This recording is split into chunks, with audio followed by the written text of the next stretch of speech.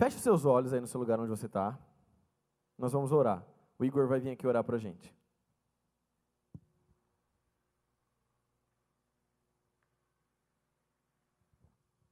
Senhor, ó Deus, ó Pai, que o Senhor possa vir nos abençoar essa noite, Pai. Abençoe a vida do Davi, Pai, que irá transmitir a Tua palavra para nós, Senhor. Que o Senhor possa tocar mesmo nossos corações e fazer presente aqui neste lugar. Assim te pedimos e te agradecemos em nome de Jesus. Amém. Amém. Em 2010, eu fiz parte de uma campanha de Kings Kids chamada Musicamp. Por que Musicamp?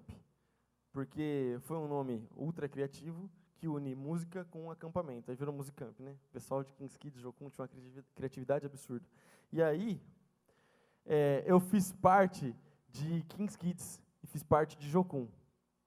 E aí, em 2010 isso, tá? Então faz 8 anos. A gente foi para o Rio de Janeiro. Presta atenção. A gente foi para o Rio de Janeiro. Chegou lá, a gente ficava um tempo ensaiando, tipo uns 10 dias só ensaiando, e era banda. E a gente tinha uma banda muito boa mesmo. Então era uns 10 dias. Ó, tem uma câmera aqui. Nunca tem essa câmera de sexta. E aí a gente ficava uns 10 dias só ensaiando. E depois a gente ficava mais uns 10 dias tocando as músicas que a gente tinha composto um ano anterior num outro Musicamp. E aí a gente saía pelo Rio de Janeiro, de buzuca, e eu ia na combosa do tio Zé, porque ele tinha uma Kombi para levar os instrumentos, uma Kombi branca, que tinha meio volante de folga, e eu ia nessa Kombi, é sério, eu não estou zoando, a curva estava ali, ele vinha trazendo o volante, a hora que ele sentiu que ele pegou a Kombi, aí ele começava a chamar a curva para chegar. É sério. Olha só que programação saudável para você enviar seus filhos, né? E aí, eu estava lá, nessa combosa, a galera ia no busão e eu ia na Kombi, porque eu ia descarregar os equipamentos. A gente montava em praça, a gente montava em estacionamento de shopping, o nosso som tocava e saía falando de Jesus para a galera. E teve um lugar que a gente foi 3 vezes seguida. A gente foi quinta, a gente foi sexta e a gente foi sábado. A gente foi nesse lugar que era uma praça, lá num lugar chamado São Gonçalo, Rio de Janeiro. Um calor absurdo. Acho que o maior calor que eu passei na minha vida. Não foi o maior. Eu estou exagerando. Mas era muito quente. E aí, a gente foi nessa praça. O primeiro dia que a gente estava nessa praça, chegou um cara altão, assim, com um boné, entendeu? E o cara chegou, cheirando bebida, falando alto, causando assim na praça, e a gente tocando. Quando acabou o nosso momento de tocar, a gente foi evangelizar. E eu, muito inteligente, poderia ter escolhido qualquer pessoa da praça, porque a gente parava, era uma praça movimentada, era uma atração, uma banda, então o pessoal parava para ouvir. Eu poderia ter escolhido qualquer uma pessoa. Quem que eu escolhi? Logicamente, o mais alterado. E aí eu cheguei lá nesse cara e comecei a pregar o evangelho para ele. E esse cara estava com uma vida toda arrebentada. E fui eu e um amigo meu chamado Lucas Ferreira, a gente foi pregar o evangelho para esse cara. Hoje o Lucas Ferreira é guitarrista do Dunamis, da banda Soso. E aí a gente foi e a gente começou a pregar o evangelho para esse cara, numa quinta-feira. E ele contou a história de vida para a gente, contou do casamento dele, contou e tal, e aí beleza. A gente falou para ele, olha, hoje é quinta, amanhã é sexta, e nós vamos estar aqui de novo. Então, se o senhor quiser vir aqui para ver a nossa banda de novo, fique à vontade. E aquele cara colou. E na sexta, eu percebi que o cheirinho dele tinha melhorado. Ele já não estava mais cheirando tanta bebida assim. Ele já não estava mais falando tão alto assim. Ele já estava mais observando o que estava acontecendo, olhando as coisas, olhando o movimento, olhando a gente tocar. Ele já estava mais suave. E eu fui lá de novo com o Lucas, e a gente foi e pregou o evangelho para ele, evangelizou esse cara, a gente trocou ideia, e ficamos lá um tempão falando, até chegar a hora da gente descarregar todas as coisas e montar na combosa do tio Zé e voltar correndo risco de vida. E aí, Chegou o sábado, e eu cheguei nesse cara de novo, porque ele foi lá no sábado. Só que o mais legal é que no sábado, esse cara, ele já não estava mais, fedendo nada. Pelo contrário, ele estava de banho tomado, ele tinha penteado o cabelo, ele estava com uma roupinha mais arrumada, e o cara estava lá de boaça, não estava mais falando alto. Chegou, já me cumprimentando e cumprimentando o Lucas, trocando ideia. E a gente encaminhou o cara para essa igreja. Eu era adolescente, eu não tinha nem celular nessa época. Vocês ganham celular com 10 anos, mas eu não tinha celular ainda. Mas, eu não tive mais notícia desse homem, não sei o que aconteceu com a história dele. Eu sei que o evangelho foi pregado para ele, eu sei que ele ouviu, e eu sei que pelo menos naquele momento houve transformação. Naquele momento houve transformação. Se você for pesquisar aí, São Gonçalo não é o ponto turístico mais visitado do Rio de Janeiro. Você não vê ninguém falando assim, vou comprar uma passagem para o Rio de Janeiro porque eu vou visitar São Gonçalo. Porque não é o lugar mais massa, não é o lugar mais top, não é o lugar de playboy, não é a praia de Copacabana, é um bairro mais outside, entendeu? É uma parada que mora uma galera mais de boa. E a gente estava lá, pregando o evangelho. Por que eu estou falando isso para vocês? Por que eu contei essa história para vocês? Porque esse ministério de sair, de ir para a rua, de ir para um lugar, às vezes, que ninguém quer ir, de trocar ideia, às vezes, com a pessoa que ninguém quer trocar, é o ministério que Jesus confiou na minha mão e na sua mão. Essa parada de sair da sua zona de conforto. Eu estava aqui em Marília, suave, eu podia ficar em casa. Essas campanhas de Kings Kids, elas aconteciam normalmente em janeiro. Eu podia ficar em casa, estava de férias. Mas as minhas férias eu sempre entregava para Deus, e eu sempre ia evangelizar. E foi assim, até eu fazer 17 anos. E eu estou te falando isso porque Jesus te chama para fazer isso hoje.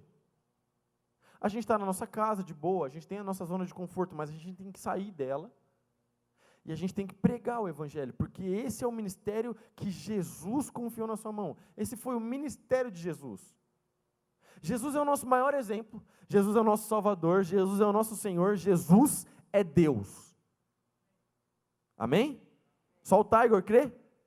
Amém? E Jesus, a Bíblia diz que a gente tem que imitar Jesus. A Bíblia diz que a gente tem que ser parecido com Jesus.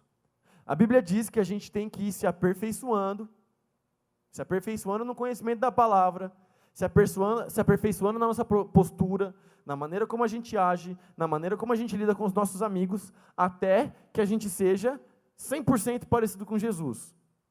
Isso é muito difícil? É e não é. Porque se a Bíblia fala, dá para rolar. É difícil para nós porque nós somos muito pecadores, mas se a gente deixar a palavra de Deus nos transformar, dia após dia, a gente está ficando cada vez mais parecido com Jesus. Igual aquele cara, lá em São Gonçalo, que no primeiro dia chegou bebaço para trocar ideia com a gente, mas no sábado estava sóbrio, tranquilo, de banho tomado, cabelo penteado, trocando ideia com a gente. Não parecia o mesmo cara da quinta-feira. Esse é o poder do evangelho e esse é o poder do ministério de Jesus. Mas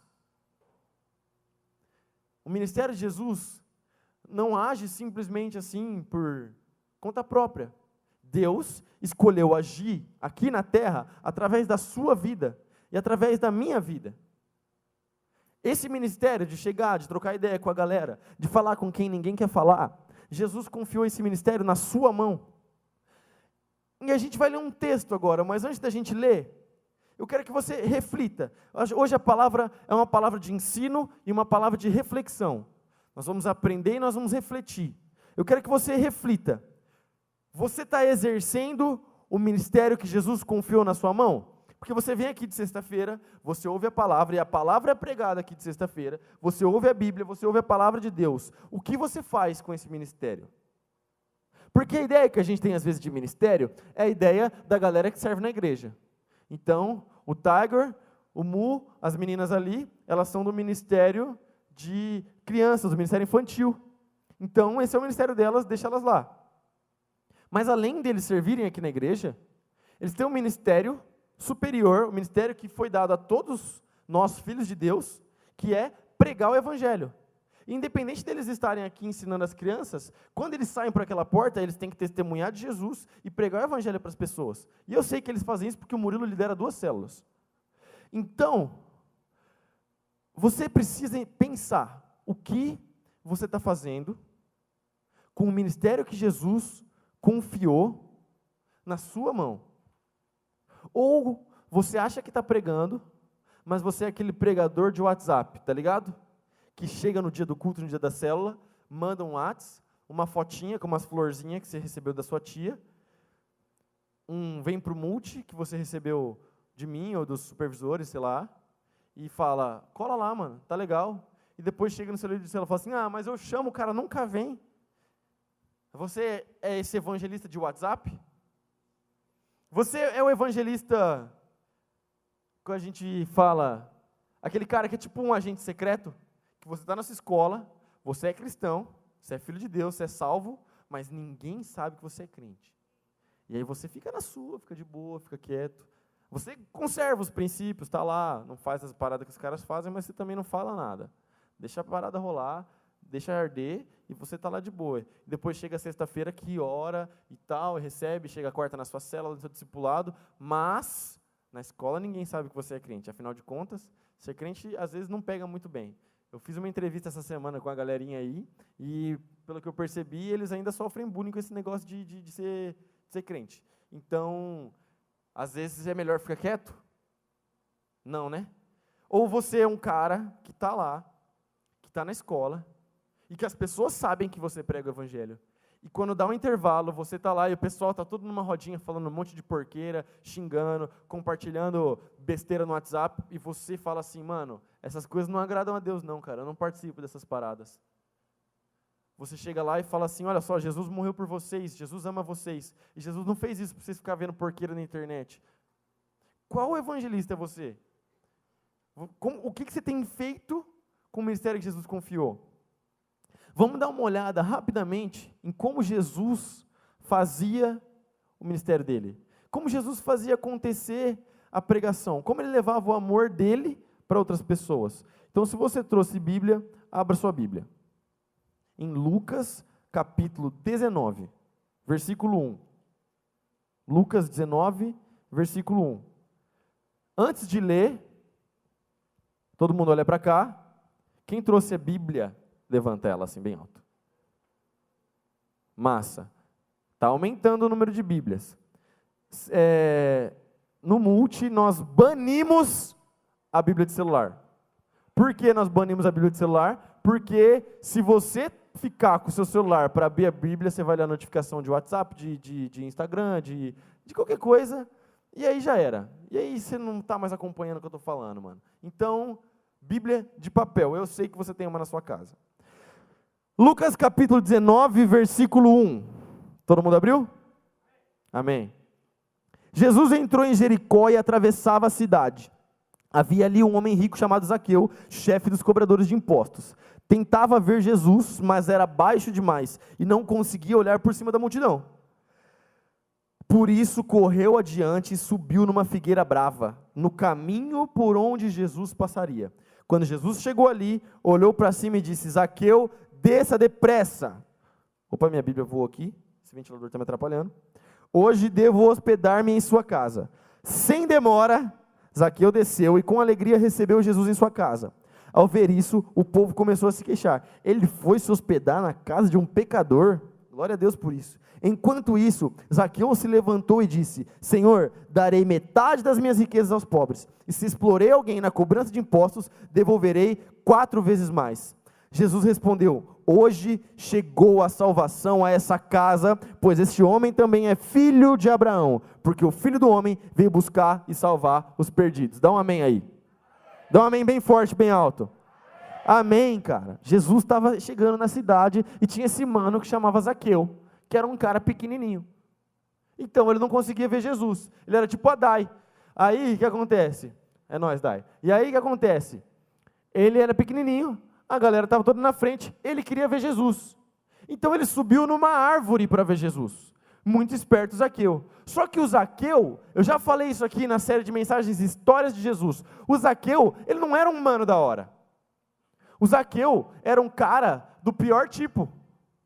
O Zaqueu era um bandidinho, velho. Porque cobrador de impostos na época era o seguinte: ele podia cobrar o tanto que ele quisesse, desde que ele passasse para o Império Romano a cota que ele tinha que arrecadar lá. Então ele tinha que arrecadar 100. Arrecadou 100, passou para o Império. Só que ele podia arrecadar 200 e ficar com 100 e passar 100. Porque ele já tinha cumprido com a meta dele. E isso deixava o povo muito nervoso. Tipo a gente, com as injustiças que acontecem hoje no nosso país. Só que naquela época era um pouco pior. Você podia morrer. E aí... aí é mais tenso morrer, né? Eu nunca morri na minha vida. Aí... Mas deve ser tenso. Aí... Presta atenção, é sério. O Zaqueu era esse cara. O Zaqueu era esse cara zoado. Entendeu? O Zaqueu era tipo... O Zaqueu era um cara muito zoado, velho. Entendeu? Carça larga mesmo. Ninguém gostava do Zaqueu. E aí, quando Jesus vê, ele está lá na árvore. E aí Jesus fala, Zaqueu, Jesus chama o Zaqueu pelo nome, Zaqueu, desce daí, porque hoje eu vou para tua casa, e nós vamos comer lá e trocar uma ideia. E aí o povo fica ensandecido, o povo fica muito nervoso, porque o povo fala assim, Jesus, que se diz o mestre, operador de milagres, vai para a casa de um pecador? E Jesus vai. A Bíblia não fala qual foi a conversa entre Jesus e Zaqueu, mas a gente sabe que essa conversa foi sensacional, porque o Zaqueu vira e fala assim, a gente já falou sobre isso na história de Jesus, o Zaqueu vira e fala, Jesus, se eu roubei alguém, devolvo 4 vezes mais, e agora aqui, ó, de imediato, já estou dando metade do que eu tenho para os pobres. Agora, pode levar, metade dos pobres. Isso se chama conversão, isso se chama salvação, isso se chama transformação. Agora repare que Jesus não estava na casa de um bacana. Jesus não estava na casa do mano que tinha conceito na cidade. Jesus não estava na cara do popzinho, do cara que tinha mais inscrito. Jesus estava na cara do renegado. Ele estava na casa do cara que ninguém gostava. A galera odiava o Zaqueu por ele ser cobrador de impostos. A galera não gostava nada. Se você for ler o Evangelho, você vai ver que o pessoal falava, Jesus só anda com a galera zoada. E deixa eu te falar uma coisa. O nosso chamado, como filhos de Deus e como ovelhas de Jesus, é exatamente amar, abraçar, cuidar, ir na casa, dar uma força, dar uma moral, levar um rango na casa daqueles que ninguém quer ir. Sabe a última casa, da última rua, do último bairro, lá da quebrada, que ninguém quer visitar? É lá que Jesus quer que você exerça seu ministério. Sabe aquele cara que senta no fundo da sala, você, né? E que ninguém abraça, que ninguém troca ideia. Sabe aquela menina estranha que senta na frente, que todo mundo olha e fala, essa menina é esquisita? Pois é, você foi colocado nessa sala para não achar essas pessoas esquisitas, mas para amar essas pessoas, e para acolher essas pessoas, e para pregar o evangelho para essas pessoas. É isso que você tem que fazer. Sabe aquele cara que todo mundo fala na sua sala, ele não vai dar nada, não vai dar em nada, esse cara é um podre. É esse cara que você tem que amar, que você tem que abraçar, que você tem que trocar ideia. Esse cara é um sem futuro. É esse cara que você tem que amar. Porque Jesus olhou para Zaqueu em cima da árvore e chamou o Zaqueu pelo nome. E o Zaqueu era exatamente esse cara. O Zaqueu era exatamente esse cara zoado. E você tem que amar as pessoas que ninguém quer amar. É muito fácil. Olha só, eu contei a história lá, na quebrada lá de São Gonçalo. Tinha um monte de gente. Eu poderia chegar no cara que estava mais bem vestido. Eu poderia chegar num cara que estava mais tranquilo. Eu poderia chegar para trocar ideia num cara que estava mais de boa. Mas eu fui justo no cara mais arrebentado. E eu, junto com o Lucas e mais os outros amigos, fomos os únicos que tivemos um testemunho de alguém que realmente teve uma transformação naqueles 3 dias que a gente evangelizou naquela praça. Deus, Ele não olha para a casquinha. Deus não olha para a nossa latinha aqui, ó. Deus olha para o nosso interior. Deus olha para dentro. E você tem que olhar para dentro. Você tem que olhar para as pessoas lá da sua sala, para as pessoas do teu curso, para a galera da tua família. Você tem que olhar e falar assim: é um grande homem de Deus, é uma grande mulher de Deus, é um vencedor, é alguém que vai muito longe, é alguém que vai romper na vida, é alguém que, olha, Jesus morreu por essa pessoa, então eu amo essa pessoa com o mesmo amor de Jesus. É isso que você tem que fazer. E não olhar e falar: nossa, mano, que nojo, sai de perto de mim. Não é isso, cara. Porque o nosso ministério é no meio do povo. Igual Jesus fazia. Jesus estava lá no meio da galera. Quer ver um outro texto? Abre aí, Mateus, capítulo 12, versículo 9. Mateus, capítulo 12, versículo 9. Mateus, capítulo 12, versículo 9. Então Jesus foi à sinagoga local, onde viu um homem que tinha uma das mãos deformada. Os fariseus perguntaram a Jesus: a lei permite curar no sábado? Esperavam que ele dissesse sim, para que pudessem acusá-lo. Jesus respondeu: se um de vocês tivesse uma ovelha e ela caísse num poço no sábado, não trabalharia para tirá-la de lá? Quanto mais vale uma pessoa que uma ovelha? Sim, a lei permite que se faça o bem no sábado. Em seguida disse ao homem: estenda a mão. Ele a estendeu e ela foi restaurada e ficou igual a outra. Então os fariseus convocaram uma reunião para tramar um modo de matá-lo, porque os fariseus tinham inveja de Jesus.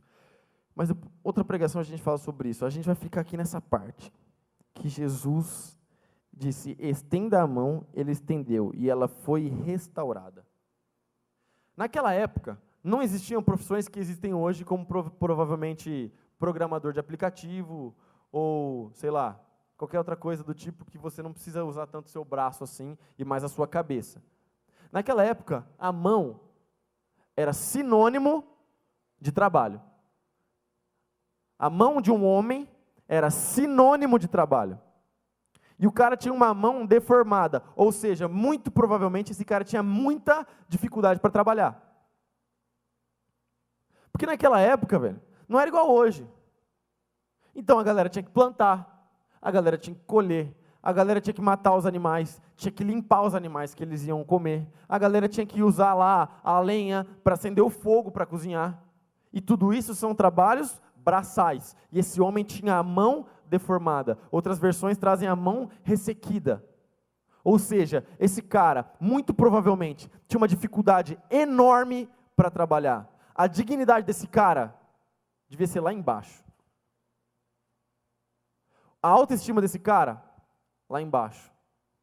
Ele não tinha uma mão boa para usar, só tinha outra, velho. Tenta ficar uma semana fazendo as coisas com a mão só, mesmo que seja a mão boa. Vê se você vai conseguir. Era a realidade desse cara. E aí Jesus chega e a primeira coisa que Jesus faz, Jesus olha para ele. A Bíblia diz que Jesus entrou na sinagoga local, presta atenção, olha para mim todo mundo. A Bíblia diz que Jesus entrou na sinagoga local, no templo local, e Jesus viu o cara que tinha a mão deformada. A Bíblia não fala que Jesus entrou e viu o bacana. A Bíblia não fala que Jesus entrou e viu o mais bonitinho, a famosinha do Instagram. A Bíblia fala que Jesus entrou e viu o cara que tinha a mão deformada. No momento que Jesus entrou naquela sinagoga, Jesus já queria restaurar a dignidade desse homem. Jesus já queria reinserir esse homem na sociedade. E aí vem os religiosos da época, vem os caras chatos, crentelho, e chega e fala assim: Jesus, pode fazer milagre no sábado? E Jesus já tinha tido uma discussão com os caras um pouquinho antes no texto. E aí você me pergunta, por que eles estão falando de sábado, Davi? Porque o judeu carrega uma crença até hoje que ele não pode trabalhar de forma alguma no shopping. Alguns judeus ortodoxos, que são mais conservadores, eles não pegam elevador no sábado. Eles ou descem de escada ou ficam em casa. É sério. Não faz nada, não passa uma vassoura em casa, não passa um pano porque diz que está trabalhando. E era essa galera, esses religiosos, que estavam confrontando Jesus. E aí Jesus quebra eles e mexe logo com o ego e com o bolso dos caras e fala assim, se caiu uma ovelha sua, e ovelha naquela época e até hoje significa grana, se caiu uma ovelha sua num poço no sábado, você não vai lá pegar? Esse cara vale muito mais do que uma ovelha. E Jesus foi lá e restaurou a dignidade do homem que tinha a mão deformada. Amém? Amém ou não? Mas vamos ler mais um texto. Vamos agora para Marcos, capítulo 5. Marcos, capítulo 5, versículo 21.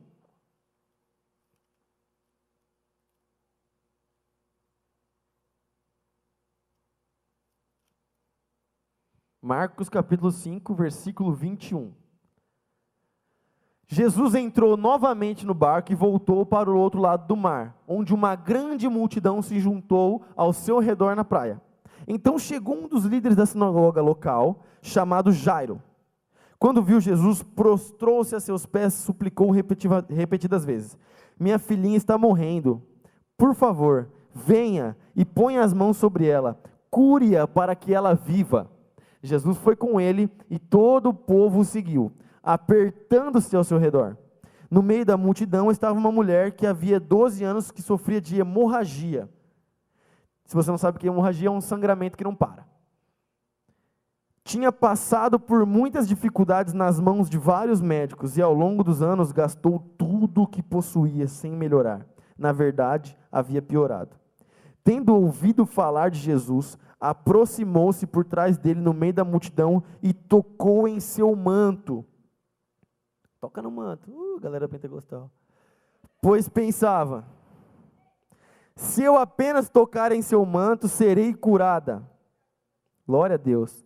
No mesmo instante, a hemorragia parou e ela sentiu em seu corpo que tinha sido curada da enfermidade. Jesus imediatamente percebeu que dele havia saído poder.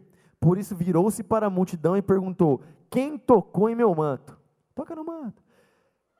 Seus discípulos disseram: veja a multidão que o aperta de todos os lados. Como o Senhor pergunta quem tocou em mim? Jesus, porém, continuou a olhar ao redor para ver quem havia feito aquilo. Então a mulher, assustada e tremendo pelo que lhe tinha acontecido, veio e, ajoelhando-se diante dele, contou o que havia feito. Jesus lhe disse: filha, sua fé a curou, vá em paz, seu sofrimento acabou. Eu gosto demais desse texto, glória a Deus, eu gosto demais desse texto, mano, gosto mesmo, esse texto é maravilhoso, cara, glória a Deus, muito bom, mandou bem, mano. Sabe por que eu gosto? Que Jesus desce do barco e já tem uma galera em cima de Jesus, porque Jesus trazia esperança para as pessoas. Jesus era esperança de vida para as pessoas. As pessoas olhavam e viam esperança em Jesus. E ele desce do barco. E chega um cara desesperado chamado Jairo. E o Jairão chega e fala assim: Jesus, socorro, minha filha está morrendo, me ajuda. E Jesus fala: vamos embora. E Jesus está indo com Jairo. Só que, no caminho, tem uma galera apertando Jesus e ele não consegue se mexer direito.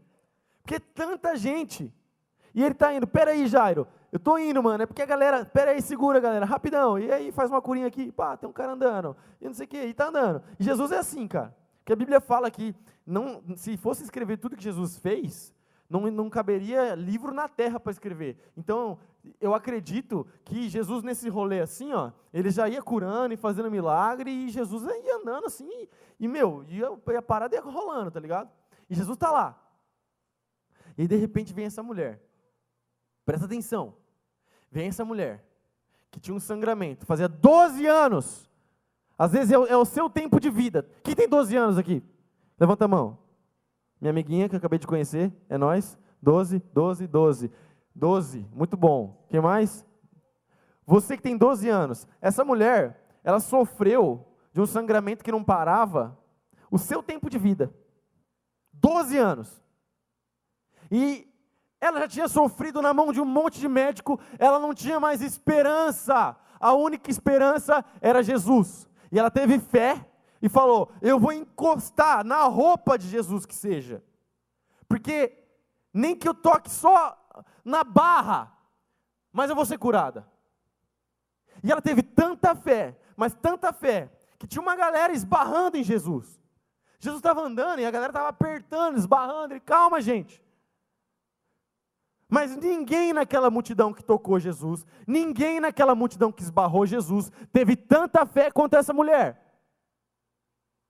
Porque ela tocou em Jesus, mas ela tirou o poder de Jesus. A galera estava só esbarrando em Jesus. A fé dela, ela tocou em Jesus e ela recebeu o poder de Jesus na vida dela. E ela foi curada instantaneamente. Instantaneamente. Quando a gente fala sobre cura, é exatamente o que acontece na sua vida. Jesus vem, Jesus te toca, Jesus derrama poder sobre a sua vida e você é curado. E a gente tem um monte de testemunho de cura, inclusive aqui no Multi. Então eu creio na palavra de Deus, e eu creio na fidelidade da palavra de Deus, e eu creio em curas até hoje. E vou continuar crendo. E se você está doente, pode colar que a gente vai orar, vou botar a mão na tua cabeça. Mas a parada aqui, o que eu quero ressaltar hoje, desses 3 textos que a gente leu, presta atenção. Zaqueu, certo? Na árvore lá, Jesus vira, desce, vamos comer, estou indo na sua casa. Jesus se convida para ir na casa do cara, meu sonho. E aí, segundo, quem foi o segundo? Como que é? Isso, lá em Mateus, como que é? O cara da mão ressequida, o cara da mão deformada. E terceiro, a mulher do fluxo de sangue, a mulher que tinha hemorragia. 3 coisas em comum. Mano, o que eu faço com esse cara, Tiger, mano? Pelo amor de Deus, velho. Me ajuda, mano. Uma salva de palmas pro Nakai.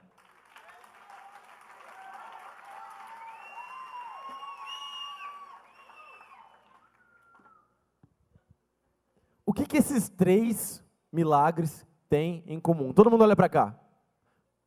A fé passa pela cabeça antes de chegar no coração. Reflita, pense. O que esses 3 milagres têm em comum? Porque o milagre de Zaqueu foi a transformação. E os outros 2 foram milagres físicos. Mas não deixa de ser milagre. O que esses 3 milagres têm em comum? Fé, muito bom. Isso, excelente também. Mas além disso, vamos olhar pelo ponto de vista de Jesus. Os 3 foram operados, os 3 aconteceram em lugares públicos. Os 3 aconteceram em lugares onde estava todo mundo vendo. Os 3 aconteceram em lugares onde Jesus fazia, e ele queria que as pessoas que estivessem lá vissem o que ele tinha feito. Os 3 aconteciam no meio da galera. E os sinais que Jesus operava testificavam, ou seja, traziam que era verdade, mostravam que era verdade, que Jesus é o Filho de Deus. Os 3 aconteciam em lugar público, os 3 aconteciam no meio da galera. E aí você me pergunta: Davi, poderosíssimo Jedi, por que você está falando isso? Simples, porque esse é o ministério da igreja. O nosso ministério, a igreja aqui dentro, a gente vem, a gente aprende, a gente se alimenta, a gente lê a Bíblia, a gente ora, a gente tem comunhão com os nossos irmãos, a gente tem amizade, mas aqui a gente se fortalece. Mas o nosso ministério, o ministério universal dos crentes, chamando assim, a grande comissão de Jesus, ela começa da porta para fora. Amém ou não? Tem alguém aqui me entendendo? Ela começa da porta para fora. Você começa a exercer o seu ministério quando você começa a testemunhar de Jesus, a testificar a presença de Jesus na sua vida no meio da galera. E quando eu falo no meio da galera, não é no meio dos crentes, porque no meio dos crentes não precisa. Aqui não precisa. Entendeu? Porque aqui, o pessoal que sabe que Jesus está aqui. E se não sabe, está vendo. Porque está vendo a amizade, está vendo o louvor, está vendo a galera dançando, está vendo o teatro, fala, caraca, o que é isso? Jesus está aqui. Agora lá fora, o mundo está vivendo na escuridão. Lá fora, as pessoas elas estão vivendo e elas não estão reparando nos sinais que Deus deixou, nas manifestações que Deus deixou. As pessoas elas estão andando tipo assim, ó. E você, que está aqui me ouvindo hoje, você é o abridor de olhos. Você é a pessoa que mostra os sinais de Jesus. Você é a pessoa que dá testemunho e demonstra o poder de Deus por onde você passa. É você. Esse chamado, ele é seu, ele é meu, ele é de todos os filhos de Deus. Você tem que andar no poder de Deus. Davi, você está falando que eu tenho que orar pela galera doente da minha sala e eles vão ser curados? Tô. Davi, você está falando que eu tenho que pegar a galera e começar a falar de Jesus assim? Tô. É exatamente isso que eu estou falando. Sabe por quê? Porque isso testifica a presença de Deus. E pode ser que alguma pessoa não curta que você faça isso. Pode ser que alguma pessoa te julgue porque você faz isso. Pode ser que você vire o crente chato da sala. Pode ser que você perca um amigo ou outro. Mas eu te garanto que você perder um amigo ou outro vale muito mais a pena do que você perder o seu relacionamento com Deus. Você desagradar a galera da sua sala é muito melhor do que você desagradar o Pai Eterno que te deu uma missão. A galera da sua sala, seus amigos, ficarem aborrecidos com você porque você só fala de Jesus, é muito melhor do que Deus ficar aborrecido com você porque você não fala nunca de Jesus. E filho de Deus anda na presença de Deus e dá testemunho.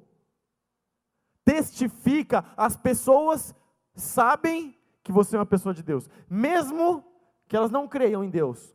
Mesmo que elas creiam no cosmos, mesmo que elas creiam, sei lá, na força, mesmo que elas creiam em qualquer outra coisa.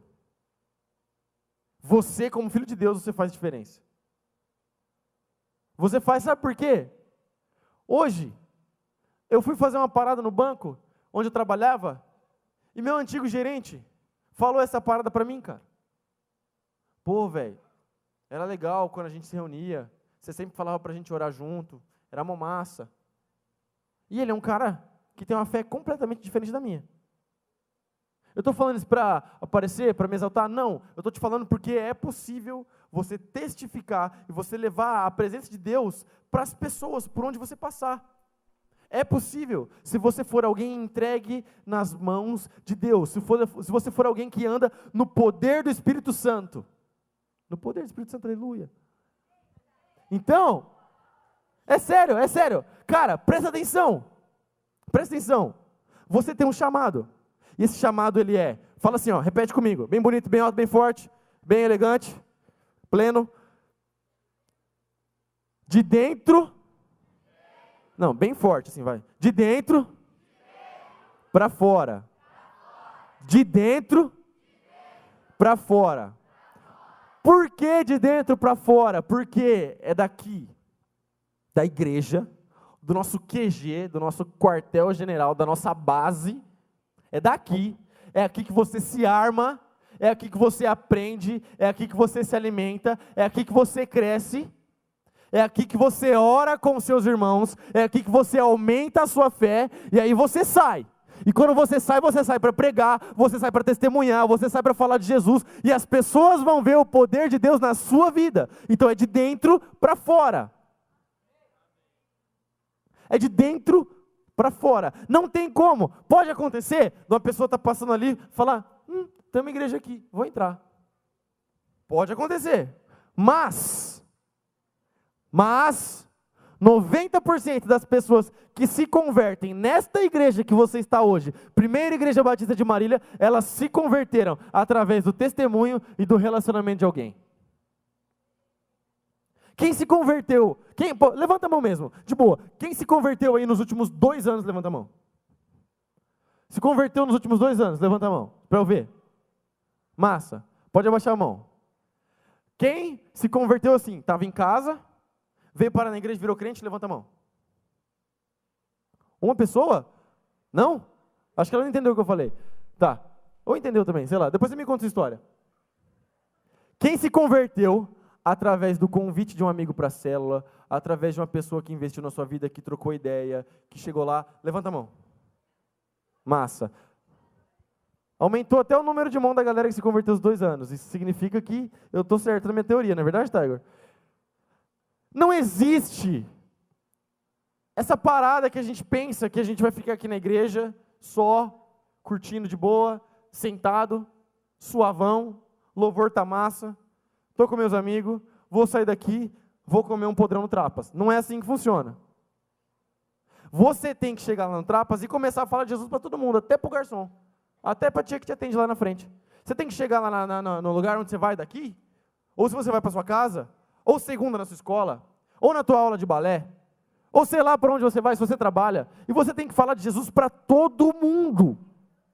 E todo mundo não tem que só saber que você é crente, mas tem que saber que você anda na presença de Deus, porque o nosso ministério é de dentro da igreja para fora da igreja. É sempre assim. E é andar com a galera que ninguém quer andar, é trocar ideia com a galera que ninguém quer trocar ideia, é estar junto da galera que ninguém quer estar. Mas para isso, você tem que ter a sua fé fortalecida, porque você tem que influenciar e não ser influenciado. Você tem que trazer para o nosso lado, e não para o lado negro da força, né, Rafa? Você tem que influenciar a galera para os caminhos de Deus, e não ser influenciado para sair dos caminhos de Deus. Porque o cristão foi chamado para ser influenciador. A Bíblia fala que você é luz. A Bíblia fala que você é luz, que você é sal. A Bíblia não fala que você é um cara que sai aí arrastado pela massa. Você não é arrastado, você arrasta. Você não é liderado, você lidera. Você não é comandado, doutrinado. Você ensina, você influencia. Você é referência por onde você passar. Você tem Jesus Cristo, você tem o Espírito Santo, e a luz de Cristo brilha em você. Então, saia daqui e canta aquela musiquinha. Minha pequena luz. É, muito massa, cara. Essa música é legal, eu gosto dessa música. É da minha época de 15 Kids. Saudade de 15 Kids, né, mano? Era muito louco. Presta atenção, olha para mim todo mundo. Esse é o ministério que Jesus confiou. Esse é o ministério que Jesus colocou na nossa mão. É isso que você tem que fazer da sua vida, independente do que você quer ser. Eu falo isso aqui toda sexta-feira e eu vou continuar falando até vocês aprenderem, aleluia. Independente do que você quer fazer da sua vida, se você quer ser médico, professor, se você quer ser engenheiro, se você quer dançar, se você quer, sei lá, ser o Homem-Aranha, independente do que você quer fazer da sua vida, entendeu? Independente. Você tem que brilhar a luz de Cristo. Fora da igreja, não dentro da igreja. Não adianta ser crente dentro da igreja. Ser crente dentro da igreja é fácil. O negócio é ser crente fora da igreja. Entendeu? O negócio é ser crente lá. O negócio é você dar testemunho lá. Aqui dentro é massa. Todo mundo está na pegada aqui dentro. Todo mundo levanta as mãozinhas aqui dentro. Lá fora que o bicho pega. Lá fora que é o teste. É lá, o nosso ministério de dentro. De dentro. Existe um versículo, a gente não precisa ler não. Mas, ou a gente lê. E agora? Lê ou não lê? Lê, muito bom. Lucas 16.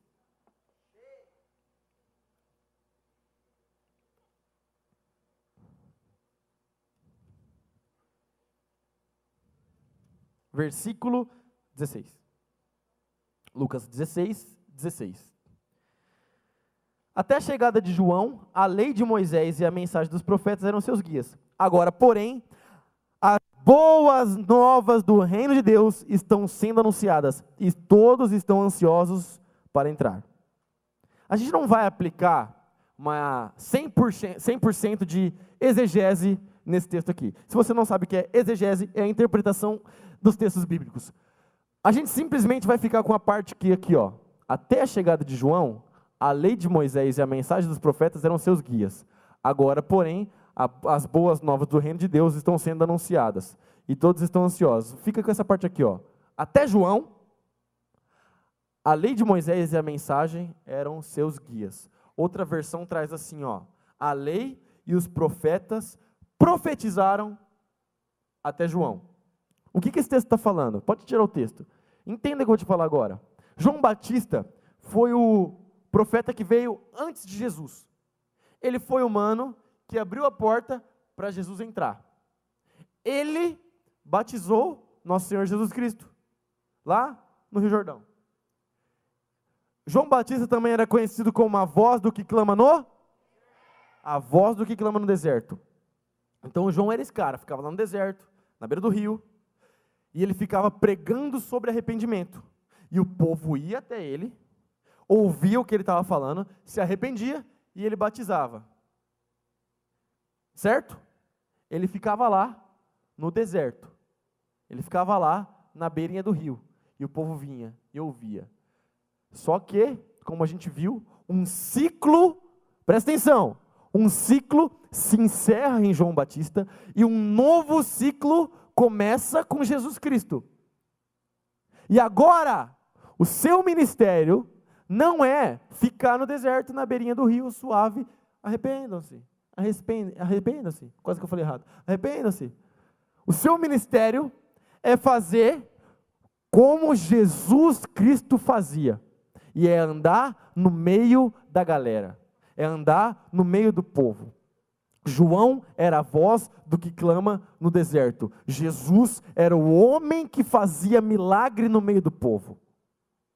E você tem que ser como Jesus. O nosso ministério não é o ministério de João Batista. O nosso ministério é o ministério de Jesus. A gente não fica aqui dentro esperando as pessoas entrarem. A gente sai daqui e a gente vai pregar o evangelho por onde a gente passar, por onde a gente for. E a gente, no nome de Jesus, o Espírito Santo através de nós, opera milagres, opera maravilhas, e a gente fala da palavra de Deus e o povo se converte.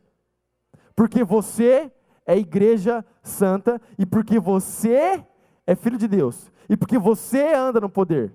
Amém? Fica de pé no seu lugar.